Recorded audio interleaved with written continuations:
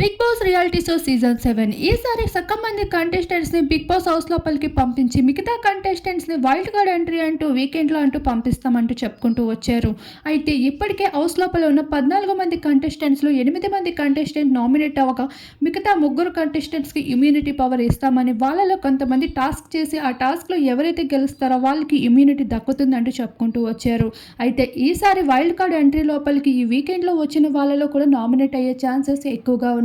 వాళ్ళని వీళ్ళని కలిపి ఎవరు నామినేషన్ నుండి తప్పించుకుంటారనే విషయం పైన కూడా స్పెషల్ టాస్క్ అయితే ఉండడం జరుగుతుంది. ఈ భాగంగా వైల్డ్ కార్డ్ ఎంట్రీ అంటూ బిగ్ బాస్ హౌస్ లోపలికి ఇప్పటికే స్పెషల్ కంటెస్టెంట్స్ అడుగు పెట్టబోతున్నారు. ప్రతి సీజన్లో ఉండేటట్లు ఈ సీజన్లో కూడా కపుల్ ఎంట్రీతో అందరినీ ఆకట్టుకోబోతున్నారు. ఈ వీక్ ఇంత ఎంటర్టైన్మెంట్గా ఉందంటే నెక్స్ట్ వీక్ మరింత ఎంటర్టైనింగ్ అడ్డాకి మారుతుంది. ఉల్టా పుల్టా season Bigg boss reality show season 7 అంటూ అభిమానులు ఎంత ఇంట్రెస్టింగ్గా వెయిట్ చేస్తున్నారు ఈ సీజన్ని చూడటానికి.